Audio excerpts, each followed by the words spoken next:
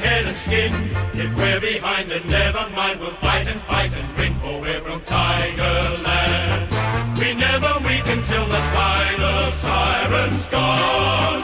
Like the tiger of old, we're strong and we're bold, for we're from Tiger, yellow and black, we're from Tigerland.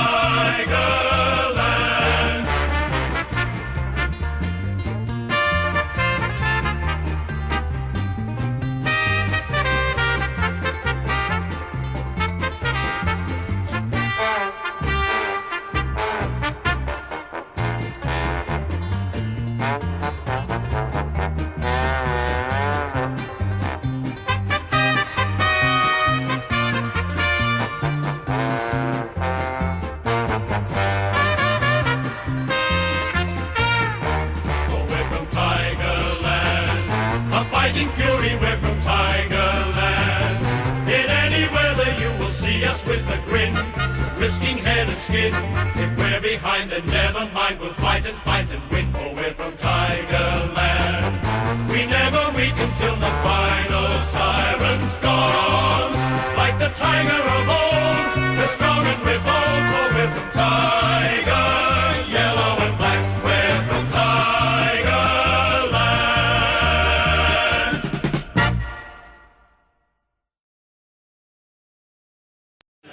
Very much, and away they go, and oh, and down they go, and up they come again. The ball comes down the open. He says, "Get out of my way, son. This is a man's game." Crash, bang, down they go. The ball spills out. It's a long torpedo, punch kicking in the teeth of goal. Scores a level. 1 point the difference. Right into the teeth of goal, and oh, if you don't mind, umpire.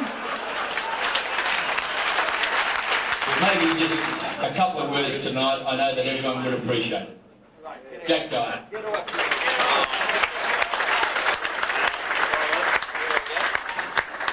I'll never teach him to speak again that time. I don't know what he's going to do when I go. Thank God he's had some mileage out of me. I must tell this story. I don't like telling these stories, but because I was a very fair footballer, I must say that. They wrote a book that Collingwood killed for Collingwood. Well, I killed for Richmond. And I was playing that day when Wilson got knocked onto the fence at Melbourne, and I didn't like Melbourne much. And this Dean's a back pocket player. That's right, kill the bludgers, he said, you know, and I heard him. I said, I'll give you a kill. I rushed up the field, you know, right down the centre, and who was coming but Hannah, about 6'3", top pace he was, and didn't see me. It was beautiful.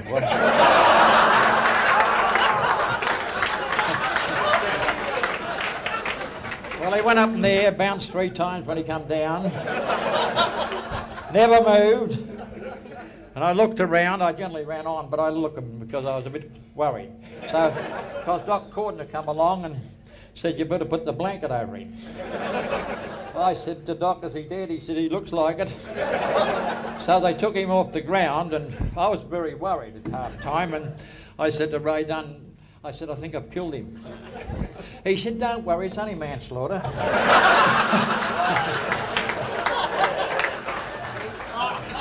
And he said, I can get you out of that. That's a good. I didn't want to be a hero now, it just happened that way.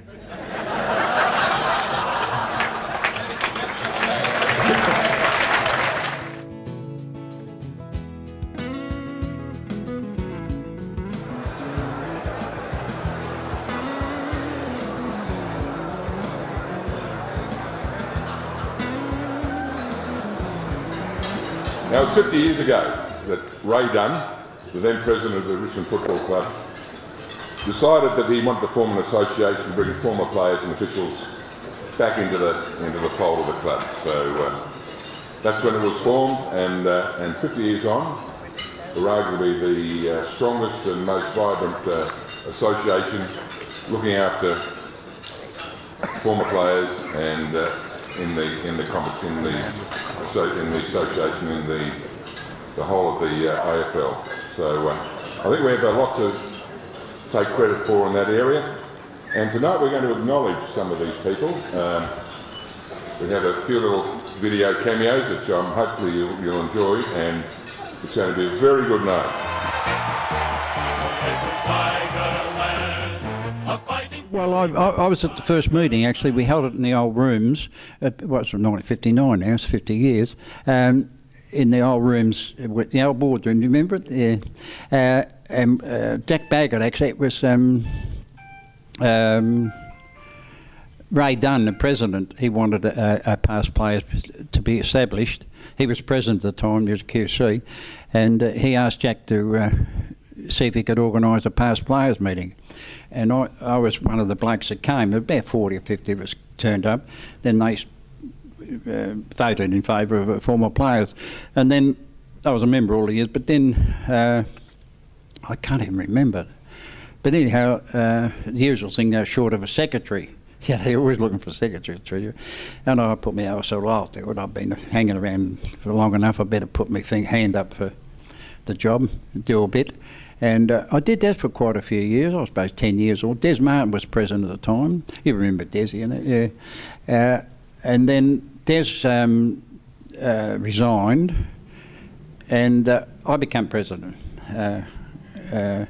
And I held that job for, I suppose, another 10 years or so. I really should know, but I don't how long, but it was quite a few years. And during that time, our main aim was to, as I said, we had some difficult times. It was difficult at times for everyone, you know, with just nearly going to Queensland and, you know, all that sort of thing, you know, we were ready to go, and a lot of other little problems. But all the time we tried to maintain the past players, because we felt that, you know, as Michael said, there's life after football, and it's nice for the people. Before that, the past players felt a bit embarrassed coming back to the room, but if they came back and had a past players badge and they were welcomed, well, they would come back and meet the players. And our main aim was to look after them if they were in difficulties, financial or other difficulties, and generally just make a place where they felt welcome to come back and enjoy each other's company.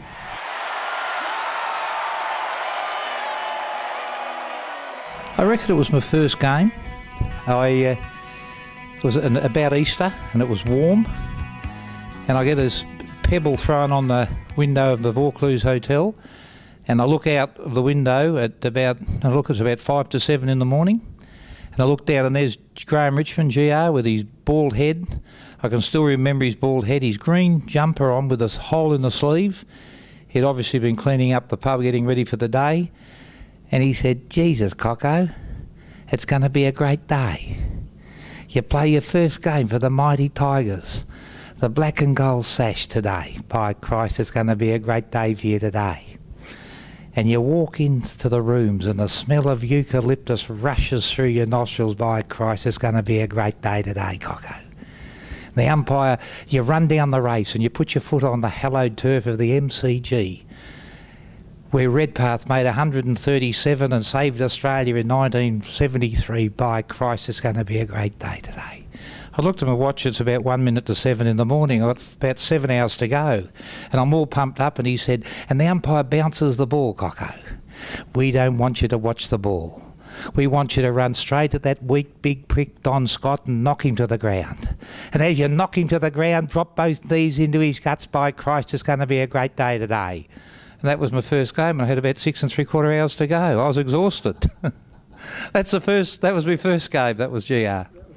God, when I look at Mel Brown, people can't understand why I love him. He almost got me locked up. I was unfortunately it was my second game. First game came off the bench. Anyway, second game I got a broken jaw playing against St Kilda, and it was a bit of a nasty one. It wasn't done in the nicest of ways, and that basically put me out for the rest of the year. It took 8-10 weeks wired up, no food. Anyway, played a few games at the end of the year, and came back the following year and came up against St Kilda again. And the fellow who was actually did my joy was playing, and I'll never forget, it was a bit of a scrimmage on the half-forward flank, and Tony Jewell in the middle of it. And anyway, it all broke up, and there's a St Kilda player on the ground, and Tony ran past me after and said, "Got him, Red." So that was a little bit of justice. In relation to the first senior game, KB was coach, it was his last game as coach, and he said to me that, and of course David Cloke was playing then too, and he's another Premiership hero of mine that I got to play senior footy with, which was awesome. But KB had said to me that they're going to start me on the bench. They're going to wait till the sting goes out of the game, and then they'll throw me on. So before you knew it, quarter time came around, and I hadn't got a chance to get on yet. But that's okay, because the a pretty fast-moving game, and Carlton were playing okay at the time. Half time came, and still no action, still no run on the ground. I'm warming up like a treat, like an absolute trooper. I'm ready to go. The blood's coursing through the veins, and ready to step out there. Well, three-quarter time comes, and still nothing. And I thought, what the fuck's going on? First game in, and he's not even going to friggin' play me. So eventually I get the whiteboards moved over, and I get placed on the half-forward flank. And so I stripped the jacket off. I had the mullet, the haircut, which I'd got especially cut for that game. And I've tucked myself in, and I've raced out, and I'm playing against this bloke that I was convinced I had the better of, even before I started. It was a bloke that had played, that was his first year of senior footy for Carlton. He had big ears, he wore glasses through the week. He was never going to amount to anything. It was a bloke by the name of Brett Ratton. And so I played on him for the first game, and I said, I've got him covered. He'll be out of AFL footy in the next year or two. And things went well. We had a good last quarter. I kicked a goal. I hadn't meant to. I kicked it, just banged it on the boot, and kicked it as far forward as I could, and it went over people's head, and it rolled about 50 metres. I only kicked it about 30, rolled further than I kicked it, and it went through for a goal. I thought the stars are aligning here. 5 minutes later, I'm streaming into an open goal. All I needed to do was receive a handball from Tim Powell, who had someone right on his hammer. I'd burnt that hack Ratton off. I had 20 metres covered on him. And Powley just had to handball to me, and of course I learned a very, very, very valuable lesson that day. Powley just won't handball it to you in the forward 50. So he's taken a snap and missed it, and I could have had my second goal. And as I said, it was a great day because we won. Clokey got carried off. Normally I think when blokes get carried off you need two players. I think we had half the side carrying Clokey off. And he's kicked 8 goals as well. Not one of them was a drop punt. They were inside out torpedoes, they were floaters, they were just about anything but normal kicks, and they went through. My first game was against North Melbourne at VFL Park, and I think there was a crowd of something like 72,000 people, which was a bit of a shock for a boy coming from 2 miles down the road at VFA on a Sunday. You could hear the beer cans rattle and open more than what you could coming down to VFL Park. But the players that I played with are long-time friends, thankfully, and that goes to Mark Lee. We still go fishing together during the year. Dale Waitman, Greg Strawn, Bruce Tempany, Roachie. We still play basketball, the three of us there, with Trevor Poole and their kids, which is it's a nice touch. But everybody you see, like Jeff McMillan, who's now not with us, Smithy and I spent many a weekend sleeping together when we were away on a trip, and those sort of friendships you never lose. I happened to play down here one day. I was 17. I was playing in the forward pocket, and the player in the back pocket was Graham Richmond.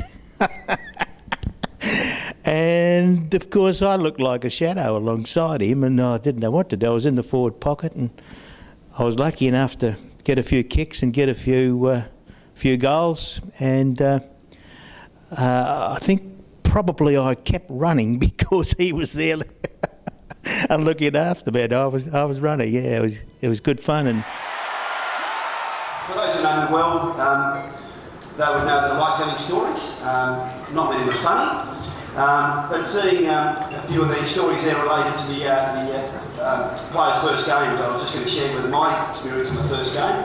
I debuted in round 1 1990 at Carrara with Chris Nash, I'm sitting next to, with Steve Ryan, with Sean Bowden, some of you may remember Sean, elder brother of Joel. KB was the coach. We went up there a day or two beforehand. We got changed in a temporary school shed out the back of Carrara. We got the bus in, there was merry-go-rounds and Ferris wheels, a real carnival atmosphere. I remember there was a buffet lunch at the hotel we're staying at, and I was in a share house with Desi Ryan and Justin Cricket at the time. Our dietary habits weren't that good, but the buffet lunch was fantastic. There was beef, there was the carvery. I reckon I had about 9 profiteroles at about 3 o'clock in the afternoon. Just couldn't help myself. How good is this? Beautiful sweets. And that was a Friday night, and I started on the bench, and Roger Merritt was playing with the Bears in full flight, and I was waiting for my opportunity to get on. It was about 10 minutes of the second quarter. But unlike Nathan, who was busting to get on, a massive blue broke out. And about 3 or 4 guys had been opened up by Roger Merritt, just come running off from the bench, getting stitched up, covered in blood. And I remember, I think I was hugging Alan Cruz, who might have been the runner at the time, not wanting to go on. The instruction to come here on, somewhere around centre back, maybe on Roger Merritt. But absolutely terrified I was. But that was the start of it. And my last game, funnily enough, was in Brisbane in the 01 preliminary final. Look, there's a lot of past players here that have enjoyed tremendous success at Richmond Footy Club, and that's wonderful. It's part of this proud and strong culture of this mighty football club, and it's a culture we should all be proud of and celebrate at every possible opportunity. And for those current players that are here tonight, and should acknowledge the guys that are here. I think it's fantastic to come after today.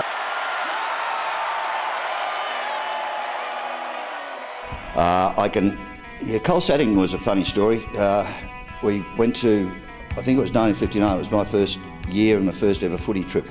And we went to Sydney by train, then on to Coolangatta, and Sato had a win on the last race. He was down to his last $5 in Sydney. We called into Randwick on the way. I'd never been to the race before.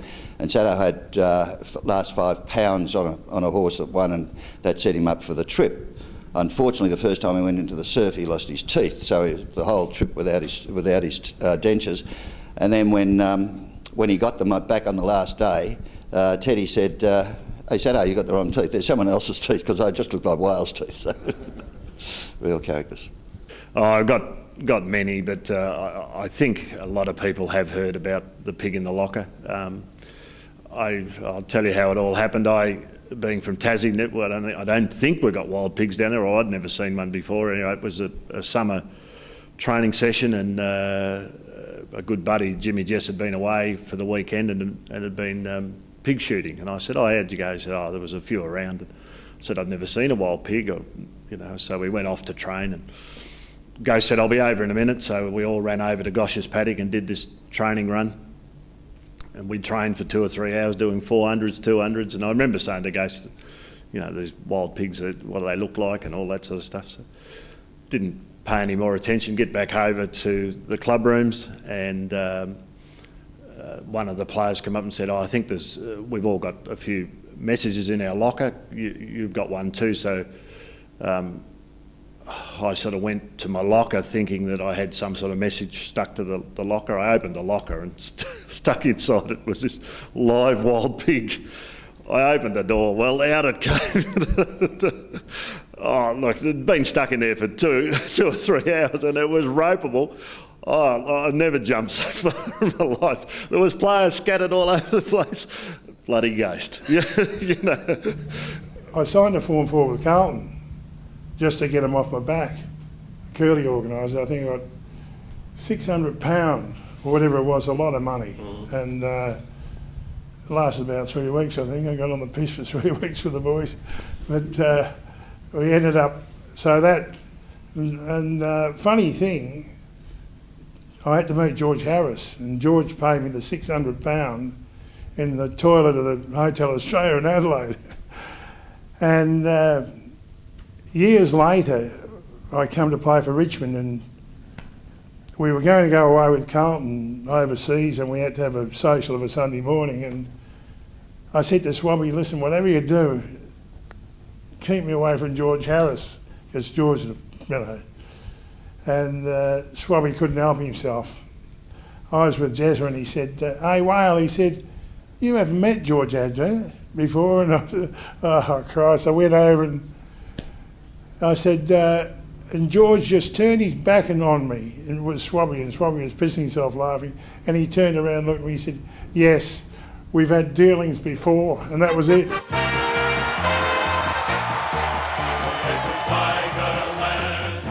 What Mike Perry says is very, very true. We look after our own at Richmond, and that's what the Richmond Football Club is all about. I feel sometimes frustrated by my boss at 3AW telling me to stop talking about the old days of Richmond, you know what I mean? What's he want, bloody 30 seconds of silence for Christ's sake, you know what I mean? You've got to talk about the old days, and I'm sure the players of today, and I saw Richo and Brett Bellino over there with the other players, and they must get sick of it as well. And I'm sure when I come here tonight and I see Bones and his wife, and I see KB and Francis Burke, and I see all the people here, I spent 7 wonderful years at the Richmond Football Club. All we want to do is for other Richmond people to feel what we feel, because no matter if I played 100 games after I left Richmond or after I got the flick from Richmond, let's be quite blunt about it because I wasn't good enough, the thing about it is this, is that the Richmond Football Club is a great proud tradition of the VFL and now the AFL, and the club will always prosper. And the fact is that we are only caretakers for this wonderful club.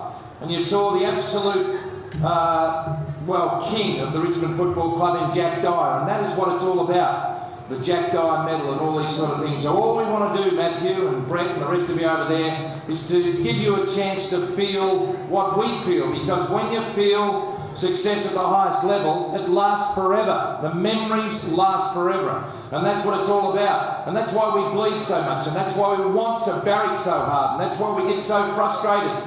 Because you have an opportunity to represent this club. And don't get to 50 years of age and say, gee, I don't think I went hard enough.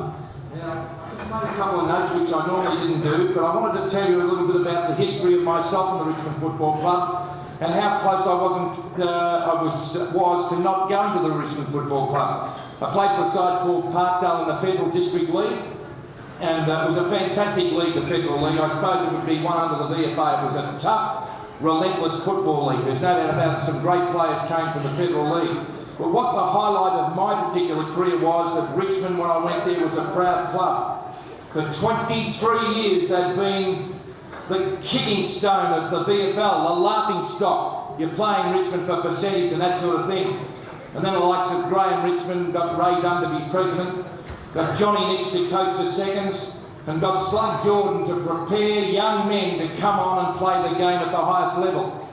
And while we all couldn't run like Kevin Bartlett and go hard like Francis Burke and kick like Royce and take big marks and fall back against Peter Hudson like Bones, what we did, we were a fantastic team.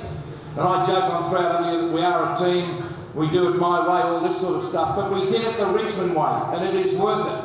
And Tommy came down after coaching 4 premierships at Shepparton, and the thing about it is, all those years ago, right here tonight, we have remained the closest of friends, and we feel really tough for Richmond, and that's what it is at the moment. It's going to be tough. It is a relentless competition. There are 16 sides. In another 3 years, there's going to be 18 sides, and there's going to be only one successful side in the competition.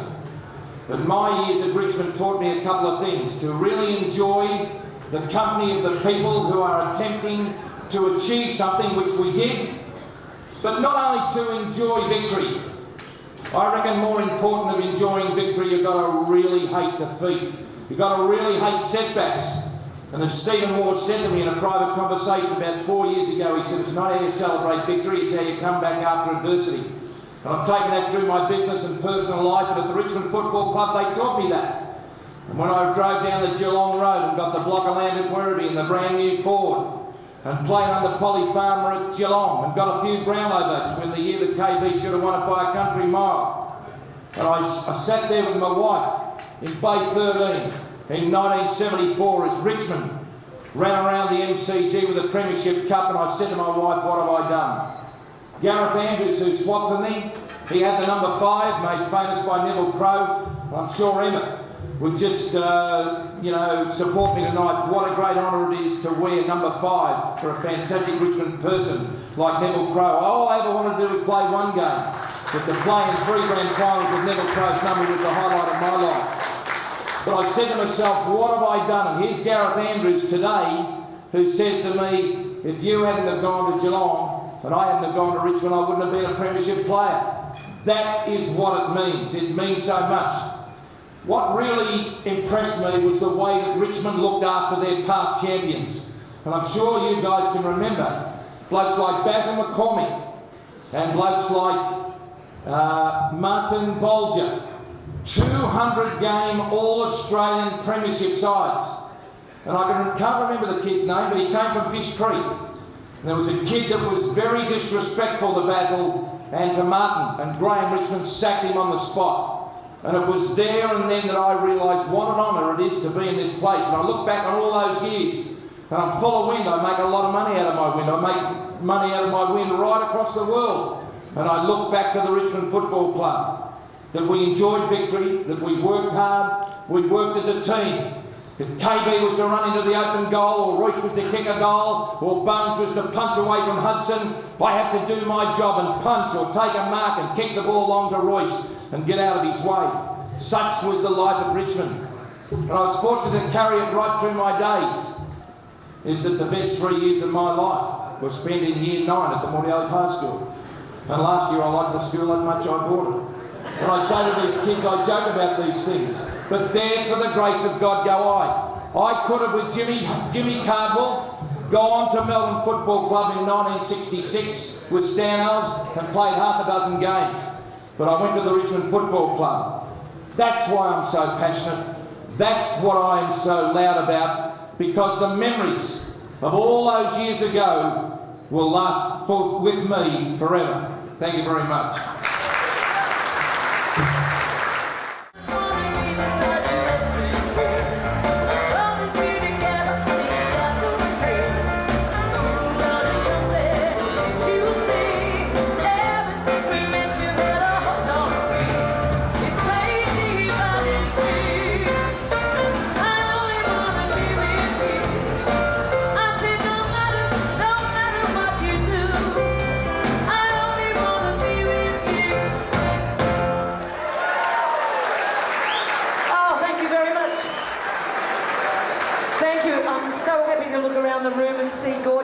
Who are familiar with some of the songs of Dusty Springfield and the era of the 60s. I was living in fear of coming out here tonight and all those young footy players. You even mentioned Countdown and they say, what's Countdown? Freaks me out, totally. God knows what would happen if I mentioned Commotion. Hey! Why am I looking at you? Because you're in a lot of trouble for mentioning my birthday. Again? And you're years older than me. Okay, we're going back to the 60s. Oh, Miss Shirley, don't just hanging on his back. Easy and be every guy. Easy and fall on my eye. When I go out, going on the town for a while. His body's gone and his suit's out of style, but it's alright, 'cause his heart is cheap. He's out of sight, and I and you. Baby, everything is alright. Uptight, out of sight. Baby, everything is alright. Uptight, out of sight.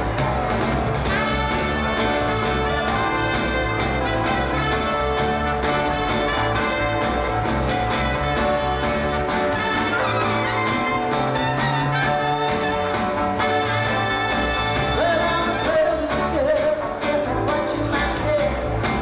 Guess my folks put me up that way. On the line, I can track, I was born and bred in a great big mansion full of brothers and maids.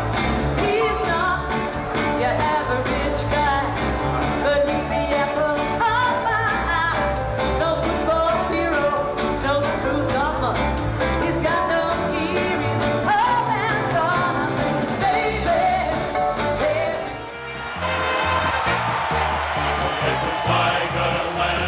Kevin Sheedy came along as our schools coach and made all of us, he made the club buy us all the football. Brand new footy, we had to bring it everywhere. So it didn't matter what we did. So what we did, if we lost it, we had to replace it. So what we all did, we all put them in our lockers, so it was always there for training. A couple of weeks into the pre-season training, doing all our skills, 30 balls are missing out of our lockers. Going and we're going, God, someone's knocked them off. We thought someone's broken in and knocked off all our footies. 3 weeks later, we're down Avoca doing some footy clinics down that way, Jimmy Jess area, walking down the main street, and every kid in all of Avoca had a brand new Sharon footy, bounced it down. Jimmy Jess knocked them all off, got $20 each. He made about $600. I think that was more than he made playing for Richmond in his first year of footy down at Tigerland. And he hasn't changed. He's still the best poacher going around there is. We had a great administration. Graham Richmond, Alan Schwab felt my journey would probably have to start with the under-19s, much to my disappointment. But I've got to say that was probably the best learning curve I've ever had. I had a great coach called Donnie Davenport who ironed out a few chicks in the armour there with my sort of, a few of my weaknesses he worked on, and so it was fairly daunting. But to have Donnie Davenport under 19s and then to walk out on the Punt Road Oval was just fantastic. Yes, it was. Graham rang me, I guess it would have been at the end of 74, to invite me to coach the under-19s. I was a phys ed teacher, I had lots of thoughts on football, and I couldn't grab that job quick enough. And it probably provided me with the 3 most enjoyable years that I had connected with the club. 75, 6, 7. Then a headmaster said, well, if you're going to coach any football, you better come and coach our school team. But 75, 6 and 7, we had success, and it was a really wonderful time for me to be involved with the boys here. I still remember in the 77 grand final, the under-19s, we were down by, we were even Steven at 3/4 time, and we did this drill all through the last 5 or 6 weeks that Donnie Davenport, one of the best coaches going around in junior footy, had us going. We were doing all these different drills just in case we were down by a point, and we did this drill where we'd all run to one side, the interchange would want to come off, and we'd just kick it out from full back and all the way down, and we'd kick a goal. Worked pretty well. We had it down pat. And at 3/4 time, I thought we're going to have to use this in the grand final, because it was 5-9-39. We're playing Fitzroy and we were 3-21. So we were in a bit of strife. But on come Terry Smith, started 5 blues, knocked out 3 blokes. We won by 5 goals in the end. And really, we should have been doing boxing training. I don't know about the footy and the drills kind of crap, but Terry was a great player. In 1973, we won the 4 flags. Under 17s won by 20 odd points, they galloped in. The under 19s won seconds, and as you know, the first one. So it was a start of a tremendous life for me, in coaching. Like they'd won 67, 69, 73, 74. We all came in at the back end, 75, 76. Some tough years for a while, but we all formed a great bond, and we had a really, really strong side. We also had some great fun flee, as you know, and we played great footy, and we were good mates, and we went out there and flew the flag. So obviously 80 was just a fabulous year, and it was something to look back on, mate. My most exciting event would have had to been 80 Premiership, because that's what you remember. And the best thing about it was I only had 3 pre-seasons. That was my 3rd year. I played another 13, played one more in one more grand final side in the grand final, but lost it. But then there's another 13 more pre-seasons. So yeah, it was a fantastic event, and I suppose because we had a nucleus of all these young kids that came up from the under-19s, which was great, and we had those experienced blokes like the Burke, the Bartletts, these type of blokes, Brian Wood, David Cloak, that had already played in a couple of premierships. It was just a really good feeling. And I suppose the best thing about it was the aftermath. The game was inconsequential after that. The next couple of weeks, that's when we really knew who the real stayers were. We had a fair few on our side, boys that could actually drink and drink again. But that's what it's all about. Very lucky probably to get in that side, Billy. I finished on the last game and had a mishap with my knee again, and Benny Weiss was a doctor at that stage and believed there was a cartilage. So I went in on the last game on the Monday and had a cartilage removed with the new keyhole suction, but they sucked the cartilage out. Never played any finals. Trained probably my butt off. I had the it's probably 2 weeks off. The club gave me 2 weeks off work, and just constantly going to Steve Sandor, which was our physio, to his practice every day of the week, probably 2 or 3 times a day, either swimming, bike riding, all the exercises give me just to strengthen the quads.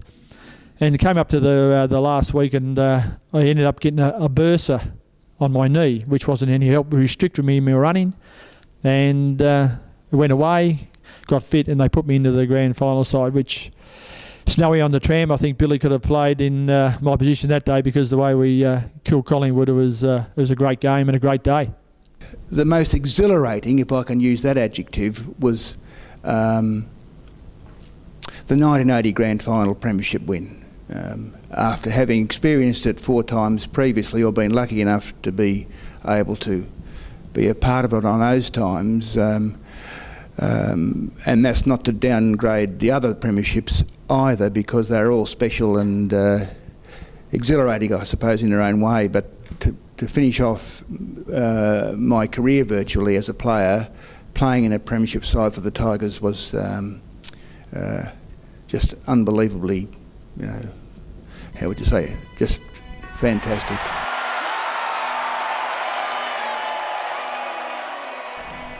Yeah, well, look, I think the whole thing revolved around the fact that we were in desperate straits.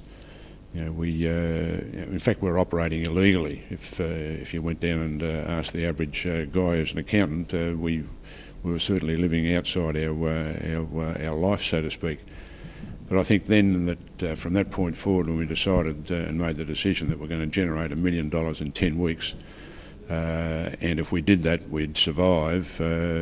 We gathered together then probably the greatest team effort that, well, certainly in my history with the club, and I would say that we've never been so close to going over the edge as we were this time round. And it basically embraced everybody in the football club. It wasn't just certain people; it was everybody. They rolled their sleeves up from everywhere and spat on their hands and got on with the job. And it was, I think, brilliantly conceived by all involved. And it was a wonderful achievement at the end of the day. And I must confess, I'd say myself and other board members and people around the club, they probably went through a process of thinking, well, are we going to get out of this? Are we going to make $1 million? And the answer was, well, who knows? But let's have a crack at it. So that's the way it worked. And the teams of people, from the guy that's clean the dunnies every day, if you like, right through to people at any level in the football club, and all the supporters out there, and the cheer squad, and everybody that you can recall. It was just a wonderful sense of achievement in the direct sense of a footy club, doing their best to save their souls, so to speak. And of course, the former players were a huge part of it, Red, because they were our biggest donor, and I think to the tune of $25,000, if my memory serves me well. It might not serve me well, mind you, but it was a sensational thing, and I think that's why it'll be a lot of fun to reminisce about that this evening.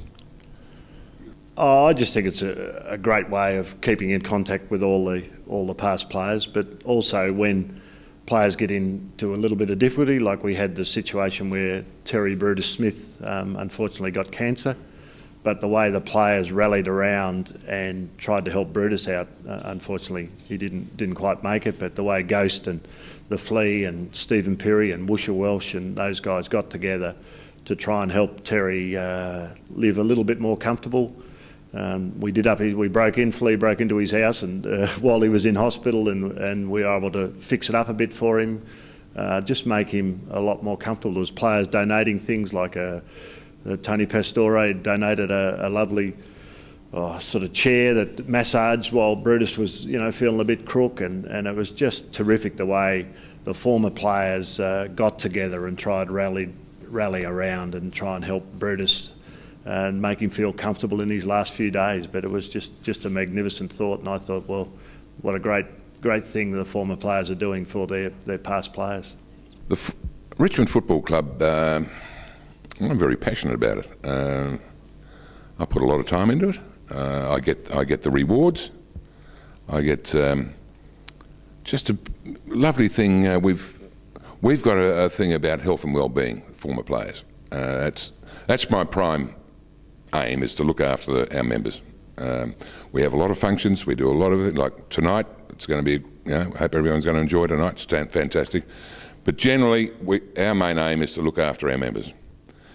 And just recently, we supported one of our members who had to have a hip reco. And I rang him, and unfortunately he's on voicemail. But anyway, he left a message when he rang me back, and I wasn't on it. I couldn't take the call.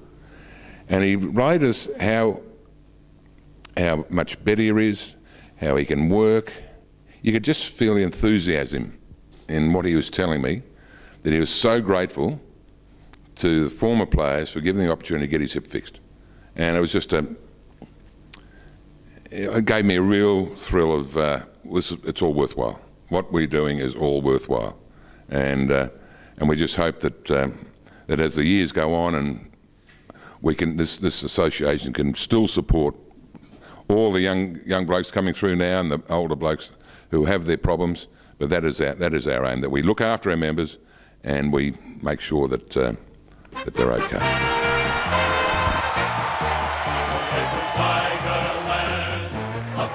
Good evening, and it's great to be here. I'm sorry I couldn't be here a bit earlier tonight, but I was being up in Sydney, but I've just been watching some of the Vox Pops that we've been seeing and showing and hearing all those great players. It was great to see Tommy Allen then too, and Tommy Allen kept the players alive here for a long time, the former Players and Officials Association, along with Billy Clemens, so it was great to see Tommy. For those who don't know, Tommy also in his first game of AFL football kicked 11 behinds. Did not kick a goal, he kicked 11 behinds in his first game of AFL football.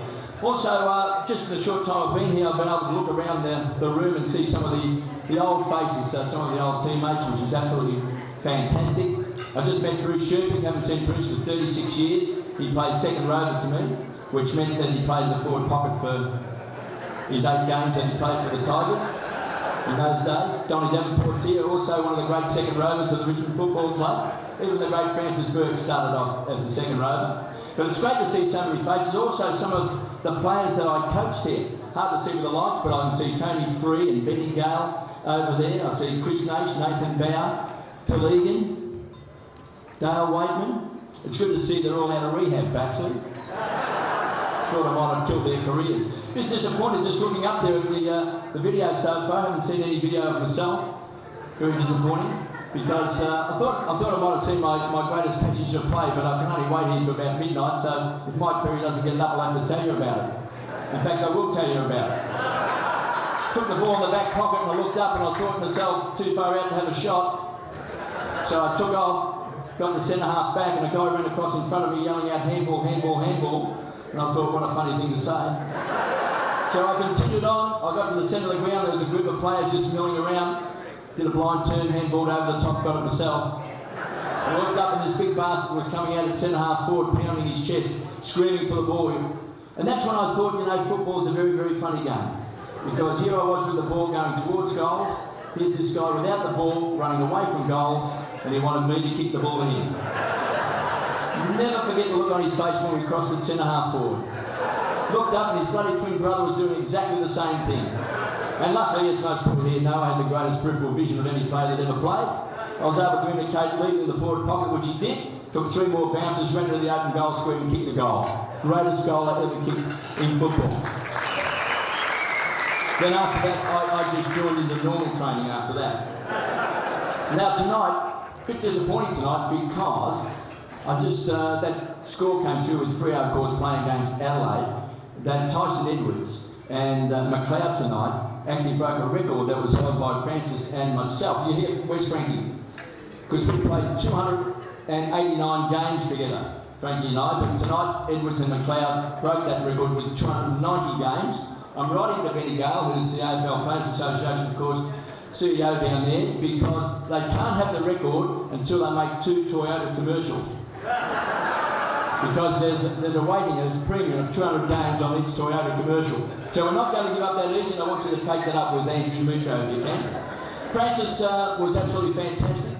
Played the second rover, one of the greatest players of all time. in those 289 games, he had 2,890 tackles.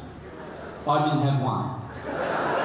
As most people know, I mean, there's a reason why I didn't tackle, and that was because I had the ball all the time. I would have been silly running down the ground, bouncing the ball, then tackling myself and throwing myself to the ground. But Francis was absolutely fantastic. Now also, the style of play, I've just come from Sydney, I've been up there watching the game today between Essendon. Couldn't be at the Tigers game today, sorry about that, disappointing the club lost today. But I've been up there in Essendon today, up there in the Sydney cricket ground, playing against the Sydney Swans. And football's changed so much these days. You know, the kicking backwards and playing kickings off, it's a far, far cry from the game that we used to play in what we call the good old days, when we just had a very, very simple game plan that Tommy put forward, which was get the ball, kick it long to Royce Hart and get out of his way. It was a simple game plan, and as we all know, we won the Premiership in 1967, we won in 1969, and we won in 1973. And then, of course, 1974 came and we were going to have a shot going back to back. And Tommy called us in and gave us the game plan once more.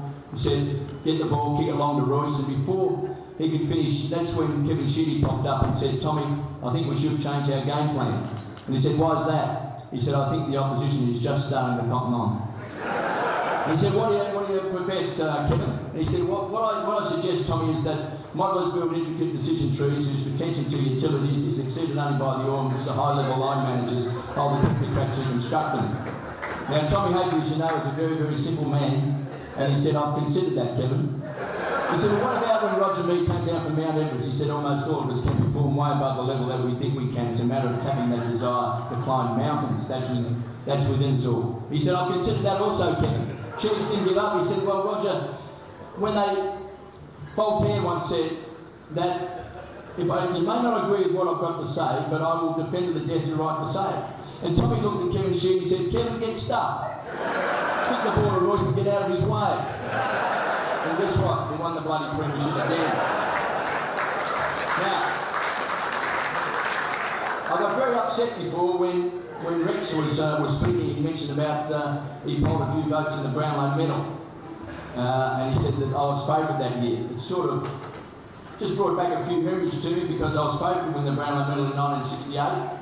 In 1969, and 71 and 72, 73, 74, 77 and 78. In fact, I was favourite to win in 84 and 85, and I wasn't even playing in those years. Bit of a tip for you, if you want to back the winner of the Brownlow medal this year, never back anyone who wears number 29, because 29 has never ever won the Brownlow medal. That's something to always remember. The other thing to remember is make certain that the person that you want to have a bet on, make certain he's invited to the Brownlow, because that goes back to 1972. No winner of the Brownlow medal has ever taken out the award who hasn't been invited. And in 1972, when I was favourite along with Len Thompson and Barry Davis and Ian Stewart, that we got to the last commercial break of the Brownlow medal, and guess who was in front? Alex Russ Cucklick of Fitzroy. Has anyone ever heard of Alex Russ Cucklick of Fitzroy? He was in front. Jack Cumberland was there alongside Alan Schwab, and he turned to Alan Schwab and he said, we're in trouble. He said, why is that? He said, we haven't invited Alex Russ Cucklick. He said, well, as long as I'm calling the votes, he'll never win. And history shows he never got another vote in the Brownlow medal. Now, one more thing I must say this, that with Francis here, because we know Francis with his TV commercial on Toyota, where, you know, he had the blood streaming out of his eyes. The modern day player, and I see a couple of boys sitting over there at the moment, I hate to say this, but the modern day player is very, very soft. And you know, I don't like to say that, but they're very, very soft. I was watching a game last week and Chris Judd came off the ground after 5 minutes. After 5 minutes of football came off the ground. He was walking around the boundary line with 5 bottles in his hand. He had water, he had Gatorade, he had Tigerade, triglycerine, gasoline, kerosene. He had the doctor with him, he had the physiotherapist, he had the head trainer, he had the priest. They were all walking around the boundary line. And I thought to myself, gee, football has changed a lot over the years.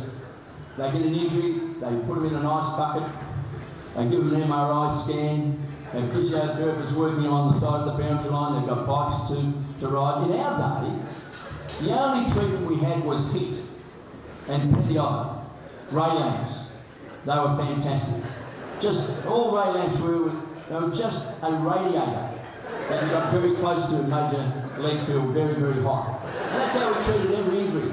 Put them under the ray lamp on a Sunday morning. Whatever you do, don't treat the injury after a game. Make sure you get plenty of heat on a Sunday morning. Make it bleed. More bleeding.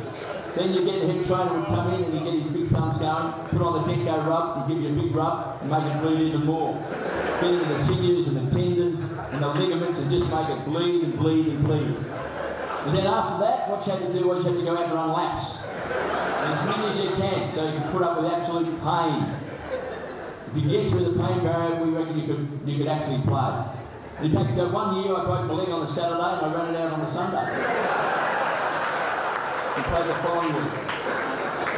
Now, it's great being here tonight. Oh, also, I never had an injury whilst I was playing. That was the other very lucky thing. Someone told me we had 12 club doctors during my reign. I never met one of them. But just with the TV commercial, following up from Frank, I tore 2 hamstrings during that TV commercial. Started at 6 o'clock in the morning, finished at 6 o'clock at night, but 5 minutes into the shoot, tore my right hamstring. Another 5 minutes later, I tore my left hamstring. Now you may wonder, how did I tear my hamstring? Well, in fact, Frank will tell you they're very, very secretive down at Toyota when they want you to do those commercials. And they only told me the night before that it was going to be held at the Kevin Bartlett Reserve. And the girl that rang me said, "Do you know where that is?" And I said, "I do." I said, "You wouldn't believe it, this fits in beautifully with my itinerary because I actually go down and collect the gold coins out of the gas barbecues on a Tuesday morning." It's one of the perks when you've got a park named after you. Some bastards been putting in washers too, but I'll get the clip, don't you worry about that. But my biggest problem, of course, was, again, one of the perks is they dress you out in the shirt and the tie and the coat and jacket and pants and socks right down to the shoes. And they just give you normal everyday shoes. And of course, when I took off with blistering speed, I actually tore the hamstring because I slipped on the grass. Now, how did I slip on the grass? Well, one of the other things I do with the Kevin Bartlett Reserve is I make certain that due to the water shortages here that I'm in charge as the curator as well. And what I've been doing, I've been watering one half of the ground very heavily and letting the other half die. And the grass grows very, very high and I've just been combing it over to the other side.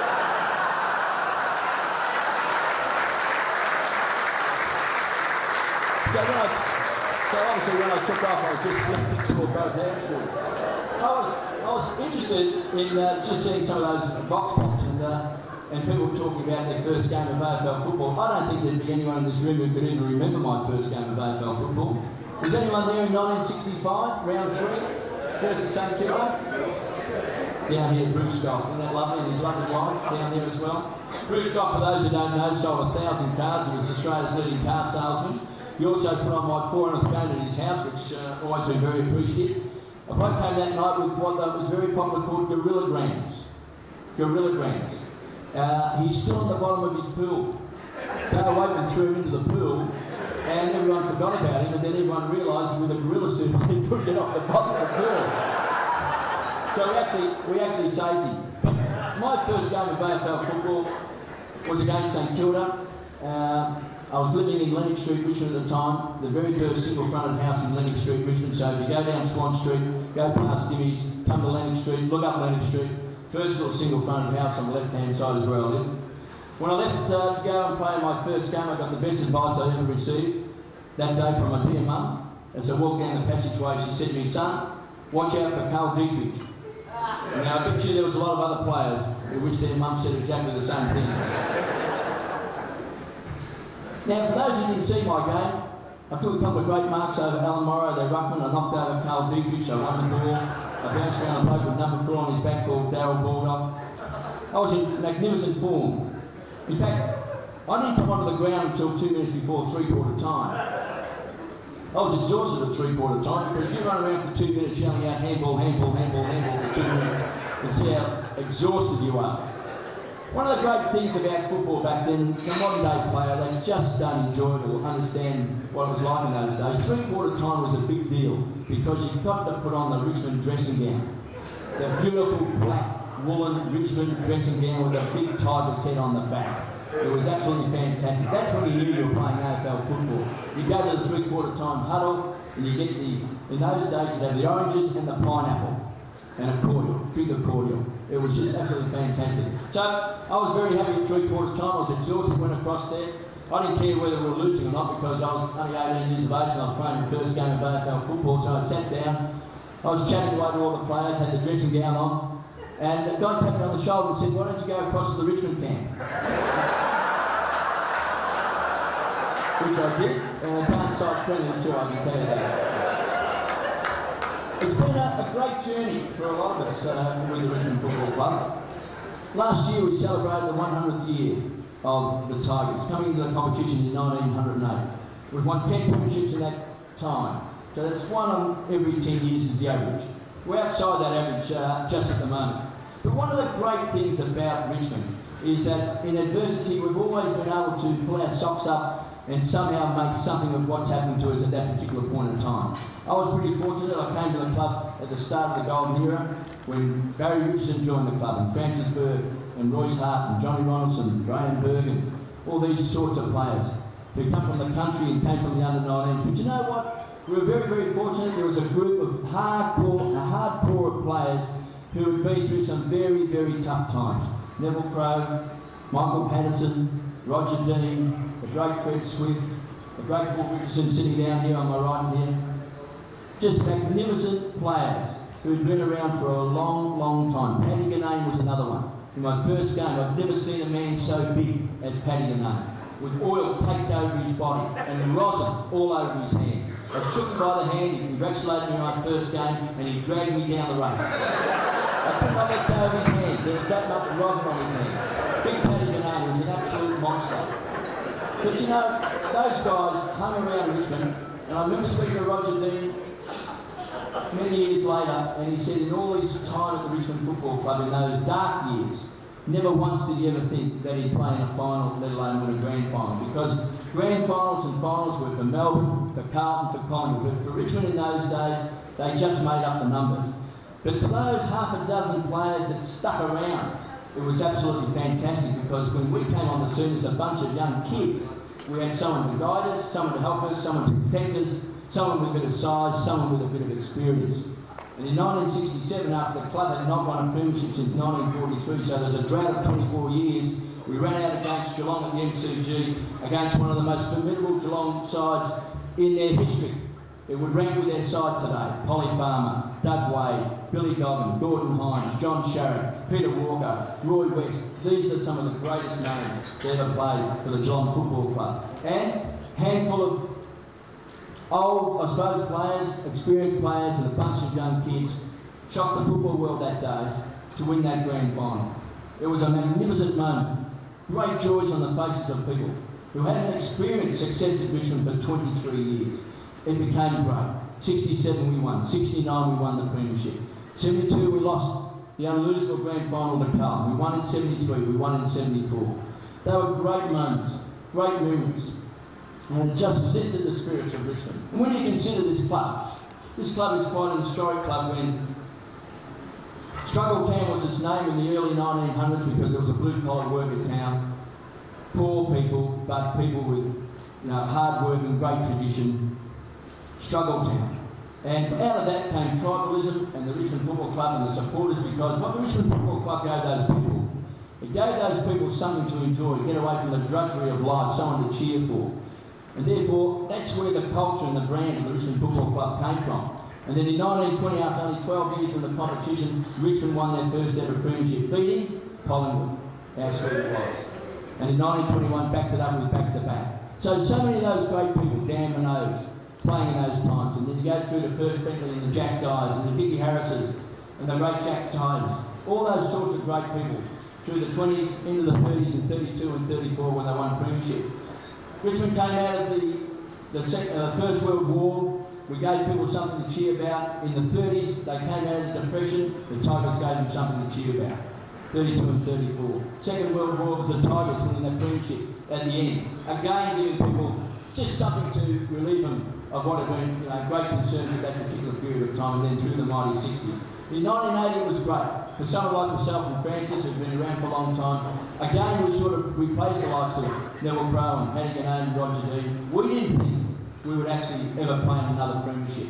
And then on the back of Dale Waitman and Michael Roach and Lee and Stephen Mount freeing the Richmond Teachers here tonight who captained us in 1980. David Cloak. We rode to victory to win that fantastic premiership against Collingwood with the biggest win of all time in 1980. We learned a lesson, and the lesson still has to be learned, that you can't take for granted winning grand finals and premierships. Because in 1980, when we win by 84 points, with a great team of young players, young champions, some of the best that's ever played for this club. When we walked off that ground, if someone had said, this club won't win a premiership for another 30 years, you would not have believed it. Sad, it's been another 30 years. But I think that's a great challenge to the players we've got now, and I suppose the message we give is that back in the 1960s, after not winning for 23 or 24 years, young people were able to come together with a few old veteran players, make things happen on the back of the spirit of the Richmond Football Club. That's a great challenge today for the young players, of the Tamlings and the Deledios and the Foleys and the Thursfields. All those sorts of players, and the Jacksons and the Moores at Richmond.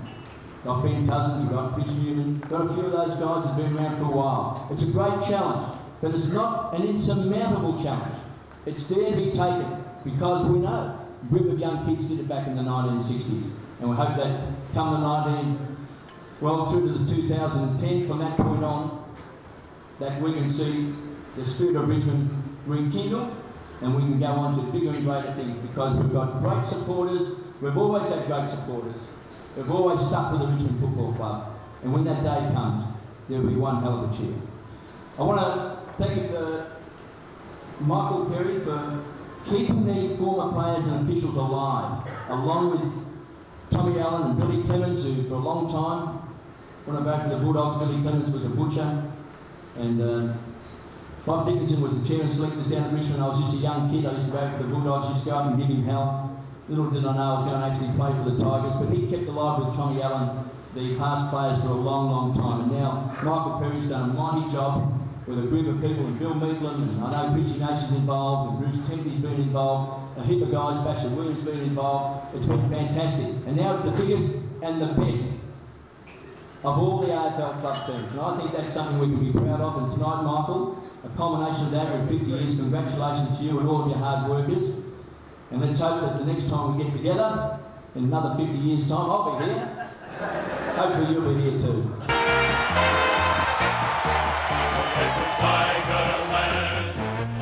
I've been following Richmond for 66 years, and I'm often asked who are the best footballers I've seen over that period. I often reply by saying they're all left-footers. Bill Morris, who won a Brownlow medal, Ray Stokes, who was a great wet-weather footballer, Royce Hart, Ian Stewart, more latterly Barry Rawlings and Matthew Knights. I also add the three Bs, Burke, Barrett, Bartlett, Francis, as we know, Billy Barrett, Kevin Bartlett, great premiership players. Three Cs, Neville Crowe, Dickie Clay, Wayne Campbell. And outside that, weight for age, I reckon, Dale Waitman, as good as I've ever seen, a great career. Matthew Richardson, still playing, super player, and a very special mention to Merv Kane. He just gave everything. He's in our team of the century, he's in our Hall of Fame, he played in 3 premierships, and that is a summary of the best players I've seen over the 66 years I've followed the Tigers. A lot of blokes say they do like training, but they're bullshit artists. You know, it's here, this place here, I mean, like, I'm just looking out now, it's like a bowling green, but the boys will tell you when we were here it was just a mud heap. You know, when you're 18 stone, trying to pull 18 stone through a foot of mud for 3 or 4 months, you know, it's not pleasant. One was Graham Richmond, of course. Graham at that time was just come into the club as a very young person. He was very forthright, very ambitious. He had a vision of what he wanted or what he thought was necessary to win premierships for Richmond. And he had the strength of character to be able to go out and make it happen. He was a good fella to work for, I found, because as long as you did your job properly, he'd back you all the way. Just if you stepped out of the line, he was a very hard man then. Kevin Sheedy was another one that springs to mind. Kevin, He came here from Paran, as you all know, and he, I can always remember Slug saying down in the aftermatch one day, Kevin walked in and he said, and Kevin had just arrived here, and he said, "You're the oldest 21 I've ever seen in my life, and you can't kick, you can't mark, you can't run, you'll never make a league footballer." And of course, Kevin went out and made himself into a great player for the club. Well, there are certain people that are only bit players in the big thing, and the Richmond Football Club's a big organisation, and I've met a lot of great people here, and I was just a player that passed through. But one of the things, I suppose, that it's not funny to me at the time, but everyone remembers me as being knocked out in front of 90,000 people at the MCG by my own teammate Paddy Ganane. And we still argue about it because Paddy still comes into the restaurant, regularly, and we still argue whose fault it was. And I said, well, Christ, I was about to run into an open goal and kick a goal, and there were no opposition players in front of me. I didn't think I had to worry about you.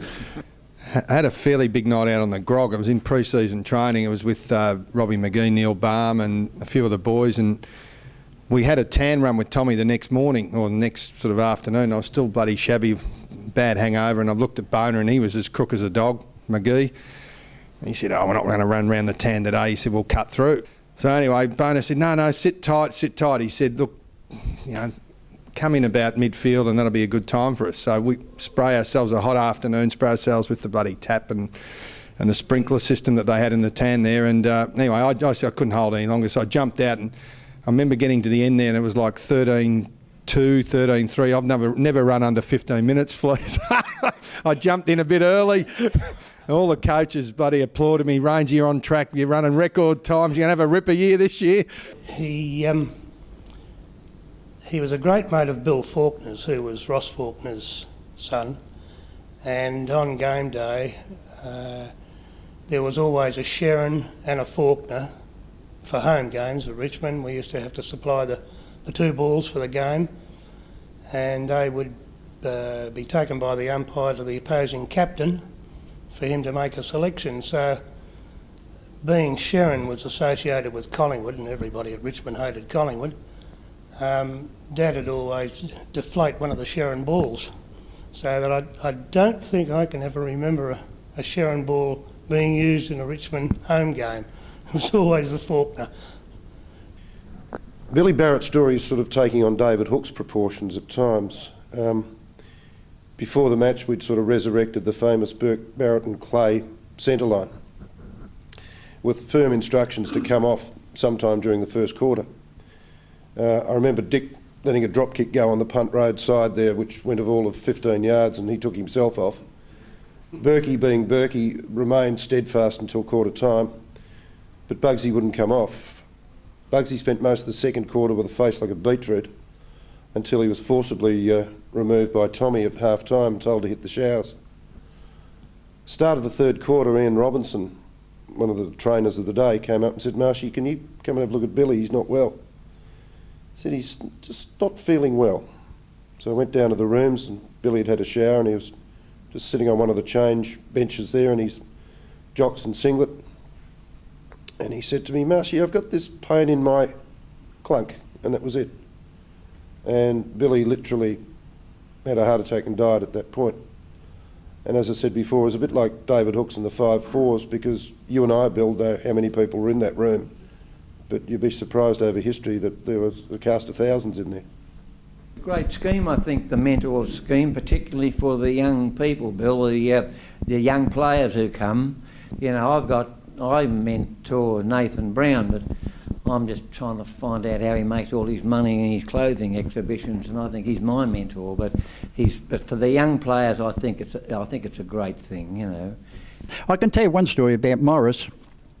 Billy of the year, he won a grand final. Not the grand final, he won the Brownlow medal.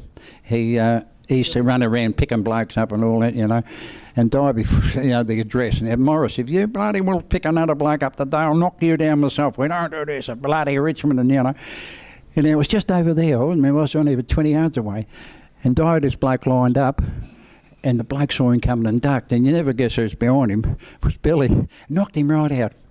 And to the day he died, and I was good friends with Billy. He said, "Die was fair dinkum." He said, "Fair dinkum." He said he'd knock you out, and he did. And I couldn't convince him it was an accident. He wouldn't believe. I remember once we decided to have a cool drink. I won't name who I was part of it anyway. We had a cool drink after training early in the week down at Dickie Reardon's pub, which is in Swan Street, and Dickie used to look after us. We'd only have a couple on the way home, and there's a little nook out the back, and we have a couple of drinks, and there was a fella came in from the public bar and got our autographs. There's no drama. Anyway, the prick went down to Graham the next day, and so these blokes were drinking in the pub last night. It was choice stuff, so we got it hauled over to Coles and got a slap on the wrist. I went in national service, that's right, and fought at Laverton, and they never got through Laverton. We were too strong down there. We used to pop them off coming down Geelong Road. The first person I remember was the late Alan Schwab. An outstanding person, had a marvellous manner, always had time to talk to you, and no matter what time of the day or night. Graham Richmond, Ronnie Carson over there at the garage just over the road having a beer every now and again. Octa Wilson with all the celebrities and the stockbrokers and the wealthy that came around. Of course, Tommy. Alan Cook. Charlie Callender and that famous story about the bike that was left out the front of his house. They were just marvellous people, blokes like Neil Baum and Bartlett and Sheedy and Burke. And football are built about characters, and I think we as a club over 29 years have become a beige football club. And I was that excited when we got Ben Cousins because it was outside what everybody wanted, and whether it was correct politically or non-politically, it was just marvellous to do something different and take a bit of a risk and get a bit of colour back into the club. As I said, we've become beige. We need some characters and some individuality, and with football the way it is, that's been stifled a lot. And historically Richmond, with your Ricky McLeans and your Neil Baums and your Robbie McGee's and your Wale Robertses and all these different personalities went in and become public figures. And Matthew Richardson's most probably our only public figure today. And someone said, should he play next year? I mean, Richmond without Matthew Richardson in 2010 would be like going to a gaming house without any poker machines.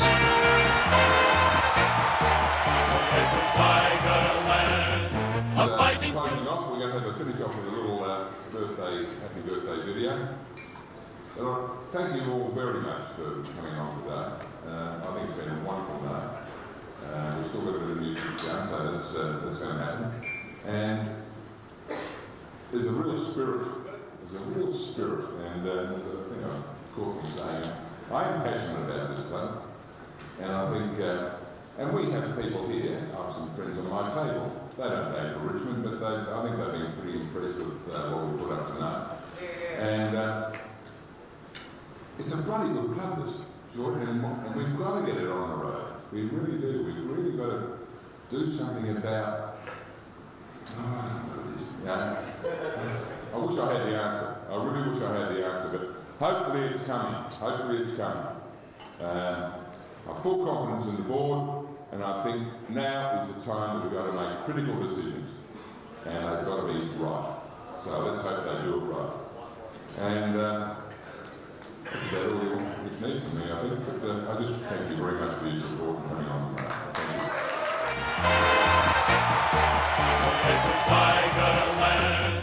Thank you. A special happy birthday to the former players. 50 years, it's a fantastic effort. And I remember when it was formed because it was my first year. So there the association goes back again. But it's been a fantastic effort. It did go off for a little while. And thanks to Mike and Bill, they've got it up and without doubt the strongest former players of all time. I'd also like to, as a final note, wish the past players, certainly from Tommy Allen, Billy Clements, Stanley Naismith and all the guys that started off originally with the group, a great happy birthday. It's an excellent job, well done. I look forward to having 50 more, and hopefully at least I'm around to see another 20 of them at least. Well done and good luck. Yeah, no, I just think it's important that, you know, a past players association is recognised, and the role, you know, whilst it isn't at the forefront of a club in today's sport, it's a very important one. And I think, you know, coming from a small country town to a club, it becomes part of your home. And I think it's a real it's an honour to be part of a club as traditional as a Richmond Football Club, but also to be involved in the Past Players Club and in any way you can to give something back, because be it, you know, large or small, it's played an important role in everyone's life, be it on or off the field. And I just think it's important that we all give something back to the club that we came from. The sports days that the AFL former players have are a wonderful get-together, especially for me as a lesser player. It's been lovely to run into blokes from the other clubs that weren't the outstanding superstars, same sort of position as me. We play the Yabby Jeans Jug down at Cowes, where we take a group of golfers and lawn bowlers, and that's a wonderful day for the three clubs that Alan coached in St Kilda and Hawthorn and us. And the AFL Golf Day involves boys from men from all the clubs, and it's a terrific get-together, and I applaud the association for keeping all the players together as they do. But thanks very much for having me. As it stands today, I'm very much a past player of Richmond and enjoying all the activities they've got going, especially the tennis, and helps when you've got a good tennis partner like Chaff. But it's a terrific bunch of blokes that are involved there, and I love getting across the other generation of players, and they're all it's just a terrific bunch of guys. It's a fantastic part of being a player is the friendship that you make, and it's even more fantastic that when you're no longer a player that you've still got access to these people who were your friends and still are your friends. And the Richmond former players and Official Association has done a fantastic job in doing that, and so full credit to them and to you all.